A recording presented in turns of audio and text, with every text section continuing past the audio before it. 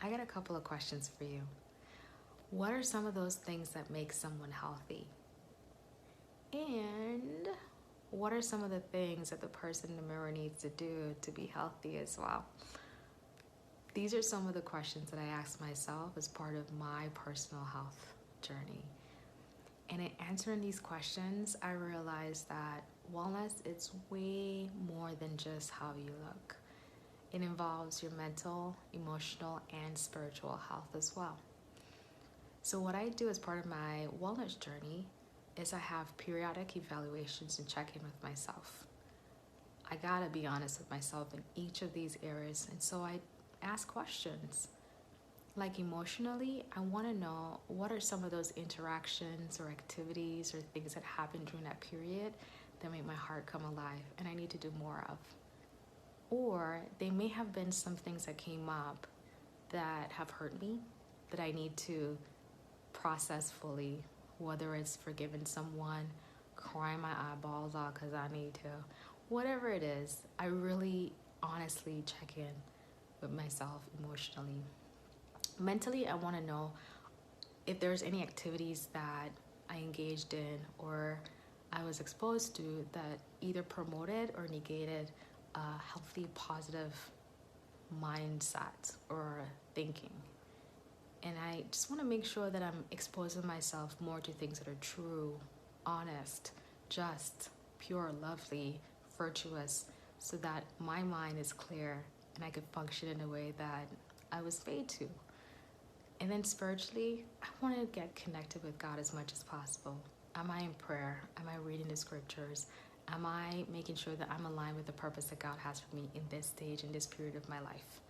And then physically, I definitely try my best to eat well, make sure I'm moving, drinking and having hydration, and getting that period of rest and renewal.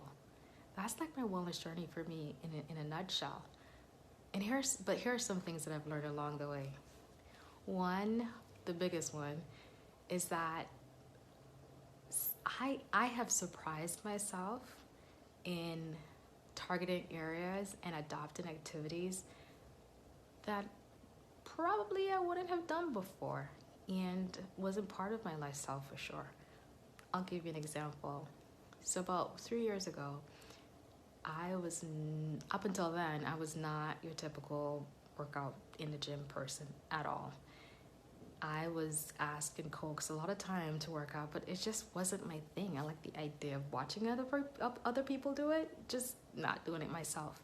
But after a lot of coaxing, I begrudgingly showed up to the gym and developed a really long-lasting love-hate relationship where I hated the fact that I was going to the gym. I was going to be sore, but at the same time, I loved the fact that after 30 minutes, 45 minutes, or even an hour, I would have accomplished something that was really tough, felt stronger, and felt a sense of relief from sweating in the process. I know it sounds crazy, but I'm now working out more than I have in the past before, and I've surprised myself with being able to adopt something like that.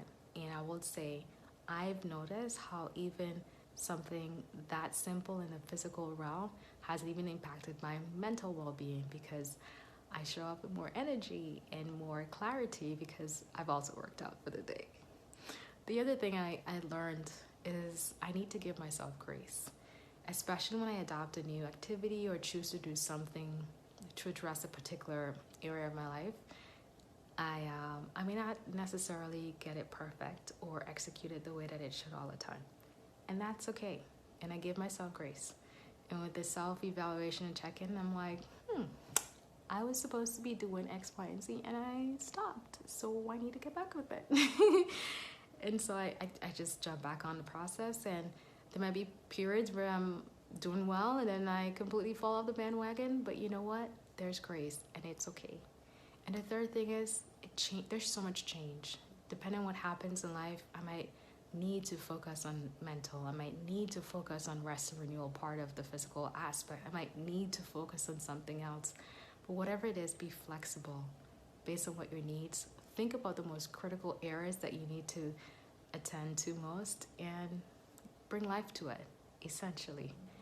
But all in all, as part of the wellness journey, I've I've learned that there's so much growth, there's so much grace, there's so much change.